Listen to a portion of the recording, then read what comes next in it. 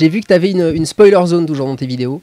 Tu fais toujours un peu gaffe à pas spoiler les trucs pour les gens, et c'est pareil, je trouve ça un peu pénible. Du coup, on va te faire un quiz, qui meurt à la fin. Jingle.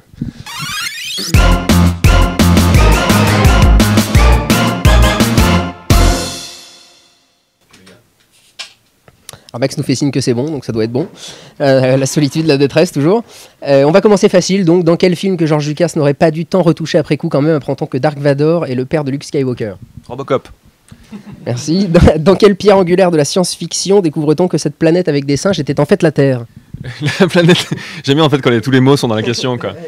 La planète des primates. Dans quelle torture porn ayant étrangement créé un genre à part entière, le corps allongé au milieu de la pièce depuis le début du film est-il en réalité le méchant du film? Et est-ce qu'on peut considérer le premier saut comme un torture porn d'ailleurs? Parce que c'est une très bonne question. Ouais, parce que c'est Saw qui a lancé je crois, la mode des torture porn, mais le premier n'était pas vraiment un torture porn. Enfin, le terme n'avait pas été créé encore à ce moment-là. À tel point que James Wan n'a jamais refait d'ailleurs. À tel point que James Wan, c'était peut-être pas son idée à lui à l'origine, c'est intéressant. D'ailleurs, ouais, complètement. Mais il s'est désolidarisé du reste de la saga parce qu'il avait peur d'être. Très différent. Ouais. Mais en fait, il avait peur d'être catalogué sur les Saw. Et effectivement. Mais apparemment, il lance un prochain Saw là. Il y a un nouveau qui est lancé et James Wan revient sur le coup. Ah, d'accord. Maintenant. Bon, alors pourquoi pas. Dans quel thriller le tueur est-il lui-même la 7e et dernière victime de son propre plan machiavélique? Un peu de challenge, s'il te plaît. Oui, 7e victime. 7. Dans quel film découvre-t-on que les habitants de ce village vivent en réalité à notre époque? Ça suffit en fait les réponses à la question. Ouais, c'est vrai. Le village, qui est un film que j'aime bien, même si la fin est un peu trop Scooby-Doo à mon sens. 40 minutes, mais j'ai bien aimé. Ouais. Si on enlève le dernier quart d'heure, c'est un film que j'aime beaucoup. Ouais, l'ambiance c'est super, non, c'est un super film. Dans quel chef-d'œuvre apprend-on que c'est Norman Bates lui-même vêtu des habits de sa défunte mère qui a tué cette pauvre fille sous la douche? Robocop 2. Merci. Dans quel classique de l'horreur croit-on tout au long que c'est Jason le tueur alors qu'en fait c'était sa mère? Alors ça c'est un truc qui est étrangement pas très ancré dans l'imaginaire des gens, parce que tout le monde effectivement Tout le monde pense que c'est Jason. Ouais. Le premier vendredi 13, ouais. Effectivement, c'est sa mère. Jason est connu pour son masque de hockey et tout ça, mais ce masque de hockey n'est devenu iconique qu'à partir du 3e volet. Dans le 2e, il avait un putain de sac de patates sur la tronche. Ah, je sais pas. Ouais. Ouais. Alors on me fait signe à la régie, n'est-ce pas? Mais à quel moment il a eu une pelle en fait? Parce que moi j'ai pas compris depuis le départ en fait. Je vais te calmer. T'as rien suivi en fait, c'est ça? Pardon? T'as rien suivi en fait, c'est ça? Pardon? Dans quel film dont l'histoire progresse à l'envers, un mec atteint d'une perte chronique de la mémoire immédiate court-il après l'assassin de sa femme alors qu'en fait c'est lui qui l'a tué? Memento. Mais Mais d'ailleurs il faut regarder Memento. Nolan est en train de se faire connaître de plus en plus pour pas mal d'autres trucs qui ont... Voilà, mais c'est un excellent film. Est-ce que c'est son tout premier ou pas? C'est son deuxième, ouais. Ouais, et je conseille Memento à ceux qui nous écoutent et qui ne l'ont pas vu. Voilà. Putain, c'est vrai. J'espère qu'ils sont déconnectés ou qu'ils ont mis mute pour le moment. Maintenant vous connaissez la fin. Bon, celle-là je l'avais enlevée, puis je vais te la reposer quand même. Dans quel étron français Albert Dupontel croit-il tuer le violeur de la femme de Vincent Cassel alors qu'en fait c'était même pas lui? Étron français? Ouais, j'ai pas aimé du tout. T'as pas aimé du tout? Du tout, j'ai trouvé ça vain et nul. Vraiment, j'ai trouvé ça nul. J'ai été dubitatif pendant... bon, c'est réversible, mais j'étais dubitatif pendant la moitié du film, mais toute la deuxième partie, par contre, je l'ai trouvée assez brillante. Putain, moi c'est ça que j'ai trouvé nul. Ah ouais? Ah ouais, vraiment, plus ça va, plus c'est... Putain, le dernier plan m'a tétanisé, moi. Ah, je me souviens pas de ça. Putain, j'espère vraiment que les gens sont déconnectés s'ils sont pas... Ah non, mais c'est cruel comme Ah, c'est très cruel. Non, le temps détruit tout, là, en images flashy. C'est d'une violence qui contraste avec la grâce du dernier plan. Là, espèce de mouvement de caméra bizarre.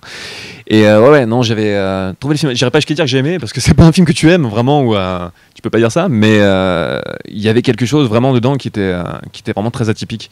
Et c'est pas tant la scène du viol qui m'a choqué, parce que tout le monde avait parlé, je l'avais vu bien après coup, et psychologiquement j'étais vraiment préparé. Elle est bien sûr horrible, mais celle qui m'a le plus pris à revers, c'est dans la boîte au début, quand il cherche le teignard, que Cassel se fait jeter au sol, qu'il y a un mec qui lui marche sur le bras, qui lui retourne le bras, et t'entends juste crac. C'est horrible parce que c'est un putain de plan séquence et c'est tiré avec un tel réalisme. C'est surtout ça qui m'a bien foutu la gerbe. Dans quel film de David Fincher, Edward Norton et Brad Pitt incarnent-ils un seul et même personnage sans qu'on s'en aperçoive? Tu sais que tu vas te faire détester par toute la communauté. Ah oui, je m'en fous, c'est pas ma communauté. Donc Fight Club. Club de combat, comme diraient les Québécois. c'est ça. Dans quel film le type joué par Bruce Willis avec des cheveux est en réalité Bruce Willis et est en réalité mort depuis le début? C'est vrai qu'il avait encore des cheveux? Non, C'est un toupet, je me souviens plus. Non, c'est un toupet. Parce que le toupet le plus intolérable qu'il avait, c'est dans le film avec Bill Bob Thornton et Cate Blanchett là. Bandit, je crois qu'il s'appelait, je sais plus. Il avait une putain de perruque honteuse. Même Nicolas Cage n'aurait pas osé. Fais pas comme si t'avais pas entendu. Fais pas comme si t'avais pas entendu. Ce n'est pas le sixième sens de Michael Mann, c'est celui de Shyamalan. C'est ça. Et dernière question, facile mais bien traître. Dans quel film Kevin Spacey fait-il semblant d'être handicapé alors qu'en fait c'est lui Kaiser Soze? Robocop 3. Merci. Merci pour eux, c'est gentil celui-là. Alors sans transition, donc la régie qui nous fait signe. Oui, juste, est-ce que tu pourrais épeler Shyamalan? S. Voilà. Merci. Voilà. Merci. Du coup voilà, alors là j'avais pas vraiment prévu de questions là, donc je sais pas, est-ce que tu avais un truc que tu avais envie de dire, est-ce qu'on a des questions peut-être Twitter, parce que là moi je suis on a des questions, on a des questions. Ah bah alors voilà, allons-y les questions. Alors on a une question de je suis désolé les gars, les pseudos c'est dur, donc Burdi Galeux. Y aura-t-il un jour sur les films, y aura-t-il un jour un épisode sur les films de musiciens, The Beatles, The Who, Pink Floyd, Prince, Daft Punk, ou bien plus largement sur le rôle de la musique au cinéma? C'est pas spécialement prévu dans les médias, mais pourquoi pas, ouais. Après, le rôle de la musique au cinéma, j'ai essayé de m'attaquer à des sujets ultra larges, surtout dans la première partie des vidéos et tout ça, quand j'avais fait la peur au cinéma ou des trucs comme ça, qui étaient vraiment très très larges. C'est un peu casse-gueule. A priori, là, si on me demande de faire un truc, la musique et le cinéma, je vois pas une manière intéressante d'aborder le truc, autrement qu'hier. Une thèse, en fait, c'est ça. Ouais. Ou alors on se retrouvait à dire ce qu'ils disent par exemple sur les cérémonies du type Oscar, où ils doivent présenter par exemple je sais pas, le award de la meilleure musique, et ils se retrouvent à dire des trucs sur le prompteur. La musique c'est très important. Sans la musique, un film ne serait pas pareil. Donc j'ai pas envie de vraiment faire ça sur une chronique. Mais les films musicaux, par exemple, ce qu'on appelle les films rock'n'roll et tout ça, effectivement, The Wall. Même le Rocky Horror Picture Show, ces films-là, enfin, comment ça s'appelait, Spinal Tap ou Air ou des choses comme ça, ouais. Par exemple, le mockumentary, ça serait un truc intéressant, la Spinal Tap, ouais. Rocky Horror Picture Show, j'en ai un petit peu parlé dans la chronique sur Midnight Movies, mais j'aurais pu parler de The Wall d'ailleurs aussi dans cette chronique. Mais ouais, j'exclus pas le truc, ça fait partie de ma culture de spectateur, donc c'est un truc que j'aimerais bien parler. Et ça serait assez raccord avec le concept de la chaîne, avec le personnage, je pense. Voilà. Mais avec tes passions, tu nous disais que toi t'étais très branché musique aussi. Ouais.